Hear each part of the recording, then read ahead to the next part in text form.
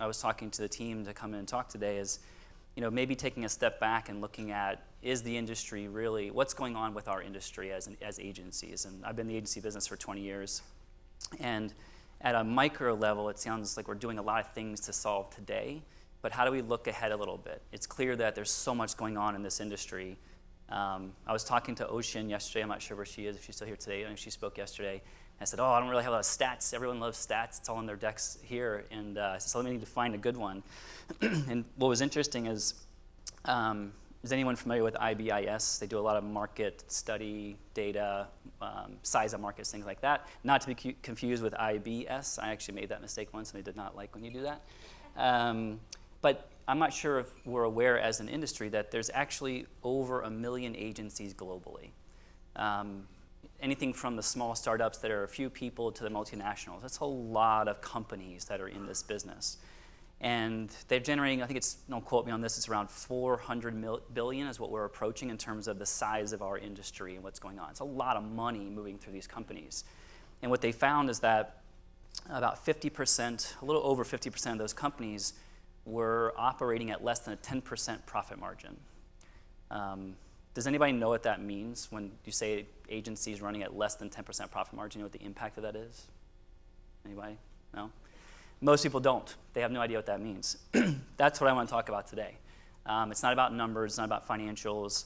It's about how do we run better businesses and how do we look a little bit further out and say if we're going to change what's going on. It's no wonder that management consulting firms are coming in and all these different people who are entering our industry to take talent and to take clients and do all these things. It's because there's a lot of money at it. And if we're not running great businesses, there's a huge trickle effect of all the things I've kind of heard over the last couple of days. So that's the conversation I want to have today, is how do we run better businesses? Because I think that's where the root issue is. Just quick thing, people ask me some questions. This is actually, I always look at some old photos. It's really funny. This is me doing a bunch of years with my cousin who looks super excited to be in this photo, which he's not. But I think for me, I've been an operator of agencies for 20 years, and I've learned a lot where starting up my own agencies, working with multinationals, of actually going and doing merger acquisitions. So I've learned a lot about the business side of it. And for me, I didn't go into the formal track of school. I tried to go to school, and it wasn't for me because they have all these things called rules, and you can't learn about certain things until later on in the courses. And I was like, that's not what I want to do. I want to know about this stuff now. I want to understand marketing. I want to understand financials. I want to understand not just what I'm making from a creative perspective, but how do I actually know what's going on and what my job is every day and how the impact is. And I think Wendy was talking from DDB is that we look for these people who are curious, and I was a very, very curious individual, and I didn't have the ability to stay in school because I just wanted to learn and do, and they were like, no, you got to wait. I was like, I don't want to wait. I want to go now.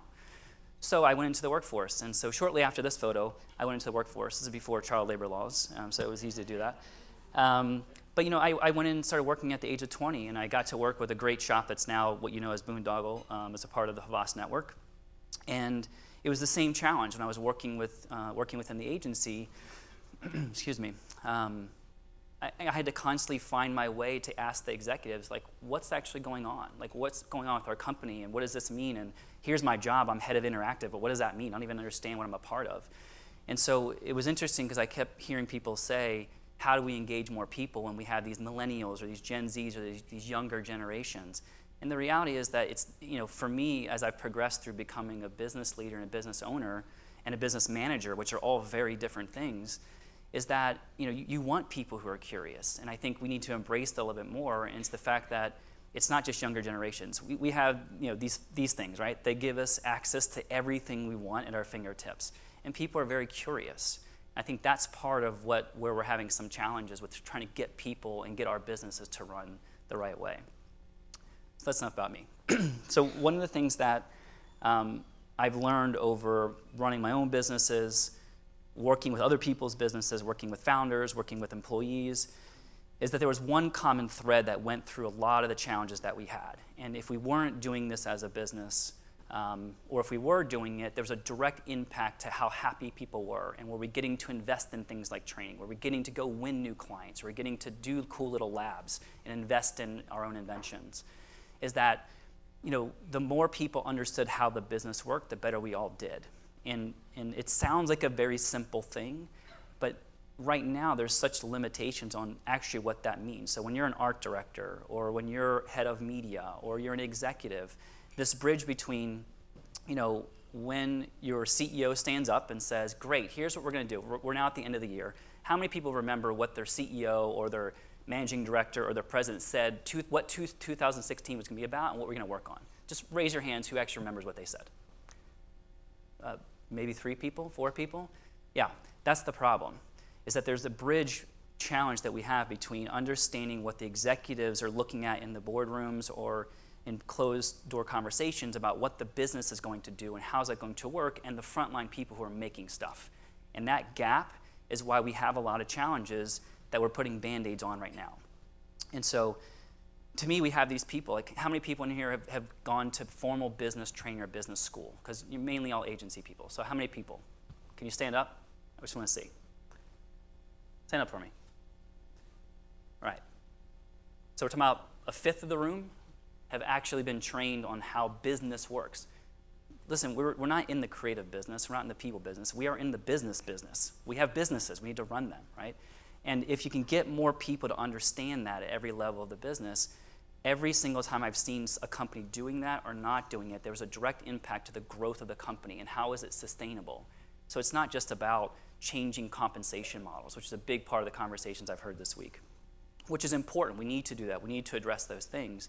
But to me, I think the real problem is how do we get more of our people to understand what the hell we do as a business? And how does their job impact those things to grow the company successfully? Because that's what the trickle effect is when they want raises, when they want more Taco Tuesdays, when they want to come to conferences like this. These things cost money. And so don't be afraid. I'm not going to pull out a bunch of spreadsheets and teach everybody about the financials and all that kind of stuff. But I think finances is one conversation, right? So there's 3 conversations we said we talked about today. Clients, we're talking about finances and morale, which I'll get into a little bit. So this, to me, was the common theme that we all have to kind of get our head around. So this is a lot of stuff. I don't expect you to read all this, but these are all of the kind of key things it takes to actually run a good business. When all these things are working at the same time successfully, which is never real, never happens. But these are things that most people don't even realize is going on as an undercurrent within the company. So you have things like clients, leadership, morale, the workplace, financials, giving back, education. All this shit is happening all around you that you don't even realize is going on. And there's usually the old way that these companies run, especially in the agency business, is you have the business team or the executives, which is this little pocket of people who are responsible for driving financial profitability, driving in revenue for new business development, cost controls, all these things that we actually all should know about because it impacts our daily jobs. The reason I put this up here is it's a lot of stuff, right? So to expect that you or all the executives or all the people can be a part and understand all of this is not possible. So you have to take it in small steps, right? And that's kind of what today's conversation, I think, leads into, is how do we take this much stuff? Because, listen, you have these younger generations that we're talking about, and even people who are not in the younger generation that actually want to do more things than the next client brief. I mean, and I think our job is, as leaders, which is different than being a manager, but to lead people, we should be inspiring and empowering people. And how do you empower them? Is you have to give them the tools to understand stuff to get involved with. And this, to me, is where we have a really, really big challenge, is that we talk about transparency, I think, as part of the opening remarks, is transparency. How do we be more transparent from a work perspective? To me, most agencies, executives don't tell their people what's going on, and they don't ask them would they like to be involved in these kinds of things. And it's amazing, as I've seen over the years, how many people actually want to participate in some of these things. What we aren't doing at this stage is actually giving them the tools to participate in this. And that's what I want to talk about. So we mentioned the 3 things are going on. So over the course of time, we kind of had this scoring system. I've been able to figure out, okay, what goes on within agencies, where are they strong, where are they weak, and we use this grading system. I did it during merger and acquisitions, things like that.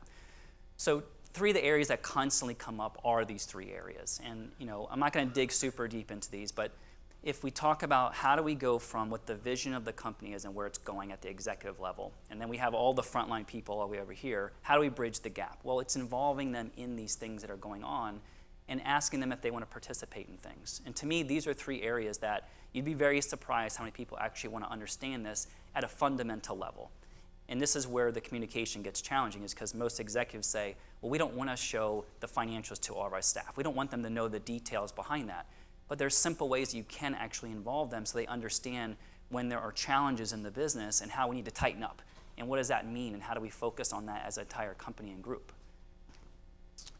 So these are just kind of some of the grades I see. We use this grading system, A through F, and these are kind of typical grades. Most agencies struggle in this kind of, on like an average for morale. From a client's perspective, a lot of agencies are completely working with the wrong clients, and it drives so many other things that happen. And financials is because it's always handled in one little bucket. Not everybody understands this. They're making decisions and choices that affect what's going on with the company. All right, so the first one, like I said, I was not going to get into the complete details of all these things, but there's simple ways to start the conversation. That's my goal today. When I leave here today, if you can go back and start the conversation with people and say, hey, are our clients happy with the agency? Let's just start there. And you'd be surprised when you ask the executives what they think and the frontline people and how different that opinion is going to be. And that just starts getting people exposed as to what does make the clients happy and how can they be a part of what that is. Finances, right? This is the one that everyone's afraid of. It's simple. How confident are the people with the money situation, right? We all understand that. We all have to pay our own bills. We all have money that comes in, money that goes out. It's interesting when you start asking interns or you start asking, mid-level people, well, what do you know about the financials of this company? And how does it affect your job? So when you want to go do things, do you understand the impact of those things? And most of the time they don't.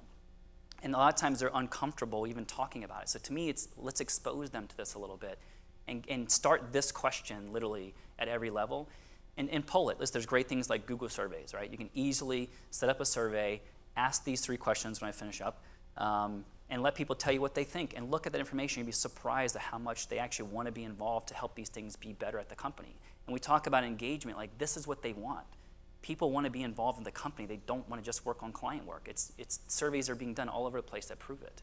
So let's just give it to them. Third thing is morale. I think it's simple, right? Do people want to stay here?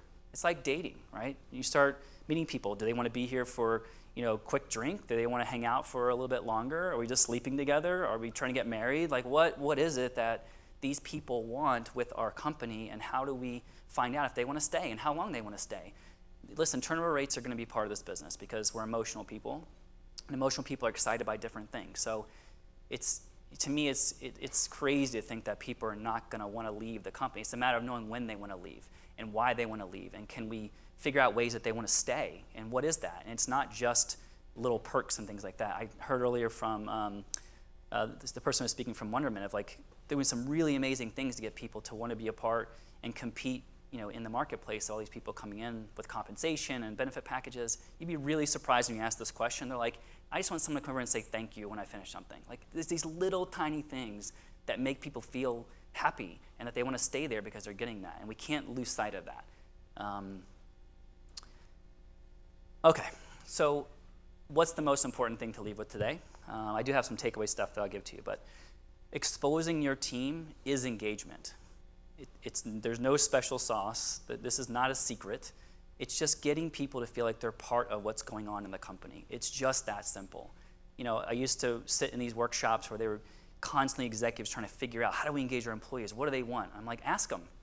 Engage them, expose them, let them know what the hell is going on within all those areas, the things that you guys talk about behind closed doors, and you'd be amazed of how they actually want to stay and be a part of it, and they're going to grow. Here's the complete reality. People want to build something. They're either going to build it at your company, build their own company, or build it at someone else's company.